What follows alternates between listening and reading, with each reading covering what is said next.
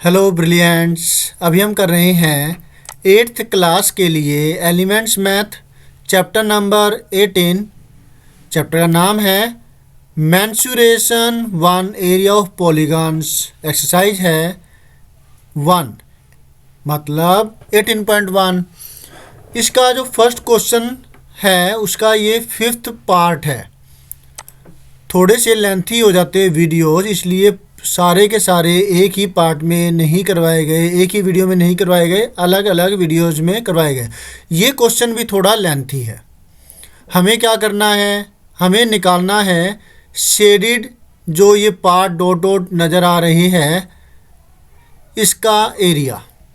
तो ये कैसे निकालेंगे हम, इसके पीछे क्या लॉजिक है, कौन से फार्मूले इस्तेमाल हो रहे हैं। यहाँ पर एक ही फार्मूला इस्तेमाल हो रहा है जो बार बार होगा, वो है एरिया ऑफ रेक्टेंगल, जो कि है ये वाला। लेंथ मल्टीप्लाई ब्रेथ होता है area of rectangle. Short form में इसे हम लिखते हैं इस प्रकार से, L मल्टीप्लाई B।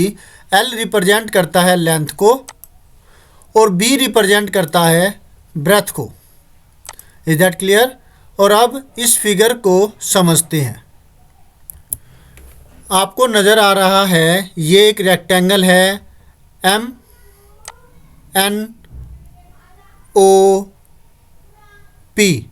ये एक रेक्टेंगल है, राइट। और इसके अंदर इसको मैंने नाम दिया है PO, ऊपर से MNO और P, MNOP ये नाम दिया है, जिसकी जो लेंथ है वो हो गई 115 मीटर, ये वाली। और जो ब्रेथ है उसको ले लिया 64 metre. Is that clear? Length है वो हुई ये 115 मीटर लिखी हुई है और जो ब्रेथ है वो हुई 64 मीटर लिख रखी है। हमें जो एरिया निकालना है वो है ये डॉट डॉट डॉट वाला पार्ट, इसका एरिया हमें निकालना है। तो इसके लिए तो हमें इनकी एरिया जो लेंथ ब्रेथ पता होना चाहिए, जो यहाँ पर अलग अलग शेप्स बन रही है। जैसे जो एक शेप बन रही है आपके सामने, एक तो ये वाला है, एक रेक्टेंगल तो ये हो गया, इसकी लेंथ और ब्रेथ पता होनी चाहिए। और एक जो रेक्टेंगल है वो है ये वाला, राइट। दो रेक्टेंगल है, इनकी लेंथ ब्रेथ आपके पास होनी चाहिए। और फिर उसमें से इन दोनों का पता होने के बाद आप जो ये वाला जो एरिया है, इन दोनों में से इन दोनों को प्लस करके ये वाला एरिया हम करेंगे माइनस, ठीक है, क्योंकि ये दोनों में कॉमन आ रहा है।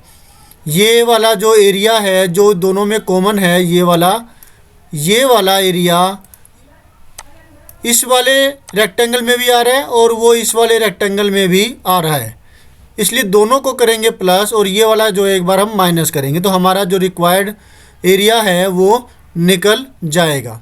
बात आती है इनकी लेंथ और ब्रेथ की।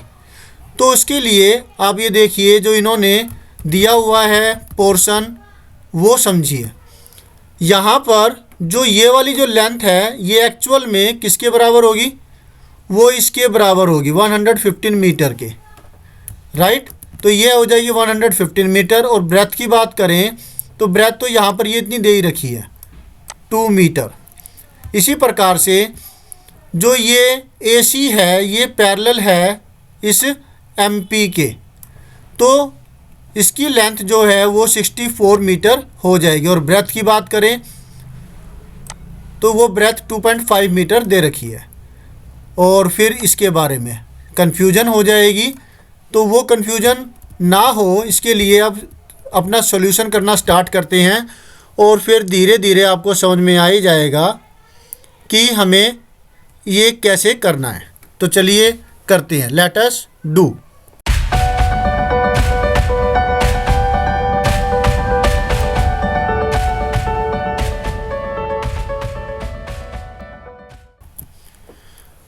पहले हम ले लेते हैं rectangle in the case of rectangle A B D C, D C लिख दिया मैंने गलती से, तो कोई दिक्कत नहीं है, ए बी डी सी कर दीजिए, चाहे इसको ए बी सी डी लिख दीजिए। मैंने ए बी सी डी कर दिया, क्योंकि आमतौर पर क्या होता है कि हम इसको ए बी सी डी ही लेते हैं सीरीज के अंदर, ए बी डी सी कह देते तो भी गलत बिल्कुल भी नहीं होता, लेकिन आपकी आदत बन चुकी है तभी करके मैंने ए बी सी डी किया है। ए बी डी सी भी कर दें तो कोई गलती नहीं है, लेकिन बशर्ते यहाँ पे डी होना चाहिए और यहाँ पर सी होना चाहिए। तो यहाँ पर जो लेंथ है वो होगी, लेंथ जो ज़्यादा बड़े वाली पार्ट है वो ले लेते हैं हम ए डी बराबर है एम पी के, ए डी बराबर में एम पी, और एम पी जो है वो है 64 मीटर, और breadth is equal to A B जो कि हमें मिली ही हुई है 2.5 मीटर।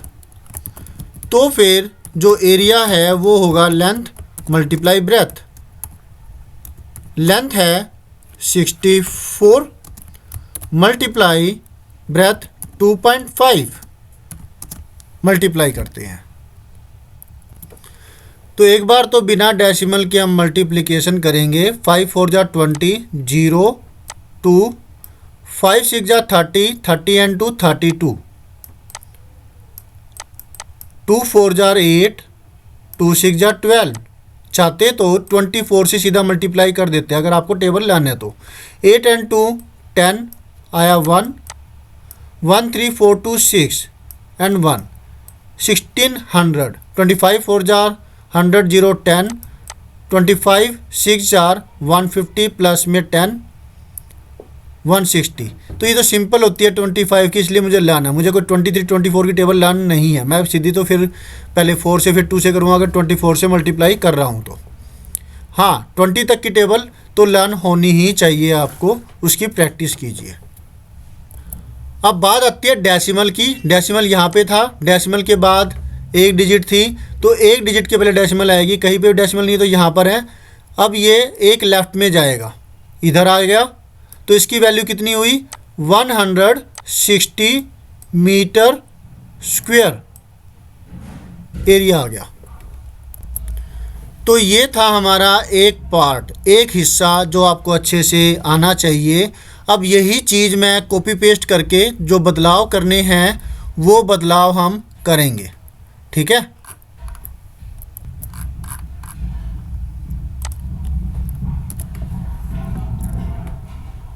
अब दूसरा जो रेक्टेंगल हम लेने वाले हैं वो होगा EFGH। तो यहाँ पर मैं नाम वो बदल दिया। लेंथ है वो होगी ज़्यादा वाली FG। FG जो है वो बराबर है PO के, और ये है 115 मीटर। ब्रेथ जो कि है वो होगी 2 मीटर के, राइट। यहाँ ये दे रखी है यहाँ पे 2। फार्मूला वही, area equal to length multiply breadth. तो इधर जो है बदलाव आएगा 115 मल्टीप्लाई 2 इज इक्वल टू, ये तो डायरेक्टली कर सकते हैं आप, 2 5 जा 10, 0 1, 2 1 जा 2, 2 1 3, कोई कैरी नहीं है। अब बचा 1 से मल्टीप्लिकेशन, पहले 5 से की मल्टीप्लिकेशन, फिर 1 से की, और अब 2 से, ऐसे 1 से करने जा रहे हैं, इस वाले 1 से। तो 2 1 जा 2, 230 मीटर स्क्वायर हमारी वैल्यू आ गई। Is that clear? ये था हमारा दूसरा पार्ट, दूसरा हिस्सा इस क्वेश्चन के अंदर, ठीक है। अब है थर्ड पार्ट जो कि हम ILKJ is that clear? IJKL, okay, EFGHIJKL, IJKL का एरिया है वो निकालेंगे, ठीक है। तो इसके अंदर भी वही चीज़ें जो बदलाव करनी है वो कर देते हैं, बाकी सब चीज़ एक जैसी है। इसमें आएगा एरिया ऑफ जो रेक्टेंगल है IJKL, लेंथ है वो होगी, लेंथ जो ज़्यादा वाली है 2.5 ले लेते हैं, IL इजकल टू 2.5 मीटर, और जो ब्रेथ है वो होगी IJ के बराबर, ठीक है। 2 मीटर है ये, तो आप देख पा रहे हैं, ये IL है 2.5 मीटर, IJ है वो 2 मीटर। हमने जो लेंथ है वो ये वाली ली है IL, जो कि 2.5 मीटर के बराबर है, जो ये वाली दे रखी है 2.5 मीटर, क्लियर है। और जो ब्रेथ की बात है तो ये वाली ब्रेथ ली है हमने, जो कि IJ ये लिखी हुई है इसके बराबर, जो कि 2 मीटर है, 2 मीटर ये लेंथ हो, जो इसकी ब्रेथ हो गई 2 मीटर, लेंथ 2.5, ब्रेथ 2 मीटर। अब और क्या बदलाव होंगे इसके अंदर? इसमें अब बदलाव है length multiply breath, 2.5 multiply 2, 25 2 jar होता है 50। एक डिजिट के पहले डेसिमल लगेगी, क्योंकि यहाँ पर डेसिमल के बाद एक डिजिट है, इसका मतलब एक डिजिट के पहले मतलब 0 से पहले डेसिमल लगेगी, तो लगाने की ज़रूरत ही नहीं है, हम सिर्फ इसको काट देते हैं, इस 0 को काट देंगे, तो ये 5 आ गया, 5 metre square. Is that clear? ये था हमारा थर्ड पार्ट, 3 रेक्टेंगल का एरिया हमने निकाला। अब जो रिक्वायर्ड पार्ट है, मतलब शेडेड पार्ट जहाँ पर डॉट डॉट लगी हुई है, हमें उसका एरिया निकालना होगा। उसके लिए आप क्या लिखेंगे वो देखिए। आप ये लिखेंगे area of ABCD plus area of EFGH, जो हमने पहले डिस्कस किया था, और IJKL जो दोनों में कॉमन आ रहा है, ये वाला पार्ट बीच का IJKL, ये माइनस करेंगे क्योंकि ये वाला पार्ट 2 बार आ रहा है, इसके अंदर भी आ गया, इसमें भी आ गया, 2 बार आने की वजह से एक बार के लिए इसको इसमें से माइनस करेंगे, ठीक है, इसलिए इसको माइनस किया गया है। अब इनकी वैल्यू पुट करें तो इसका एरिया हमने निकाला 160 मीटर स्क्वायर, EFGH का एरिया निकला वो 230 मीटर स्क्वायर, और IJKL का एरिया निकला छोटे वाले का सबसे, वो 5 है। अब इसको कैलकुलेशन कर लेते हैं, जो दोनों प्लस के हैं उनको जोड़ दिया तो हमें मिलता है 390, 0 6 3 9 1 2 3, इसमें से 5 माइनस करें तो 385 हमें मिलता है, 385 मीटर स्क्वायर। ये हुआ हमारा आंसर। होप सो आपको अच्छे से समझ में आ गया होगा। तो मिलते हैं नेक्स्ट वीडियो में, जिसमें करेंगे नेक्स्ट सोल्यूशन। अब एक बार इसको अच्छे से देख लीजिए। 4 पार्ट है इसके, हमने इसके 4 पार्ट निकाले। एक में ABCD का एरिया निकाला, फिर हमने निकाला EFGH का एरिया जो कि ये वाला है, फिर हमने निकाला जो बीच में पार्ट है ये वाला 5 मीटर स्क्वायर आया। 3 पार्ट हो गए। चौथा पार्ट के अंदर हमने फार्मूला लगाया ये वाला, 2 को प्लस किया, 1 को माइनस किया, और ये हमारा आंसर आ गया। तो पार्टीशन में अच्छे से कीजिए और ध्यान से कीजिए, तो आपके लिए बहुत ज़्यादा मैथ आसान हो जाएगा और फ़नी हो जाएगा, मज़ेदार हो जाएगा। तो मज़ेदार बनाइए अपनी मैथ को और मुश्किल मत बनाइए ज़्यादा पार्ट एक साथ करके। तो मिलते हैं नेक्स्ट वीडियो में, जिसमें हम करेंगे next solution. Always have a great time. और हाँ, ये हर जगह मैंने कॉपी पेस्ट किया था, तो पहले वाला कॉपी पेस्ट हुआ तो DC लिखा हुआ है, इसे आप ठीक कर लीजिएगा, ये गलती हो गई DC। तो मैं इसको यहाँ पे तो ठीक कर लिया, बाकी में ठीक नहीं किया।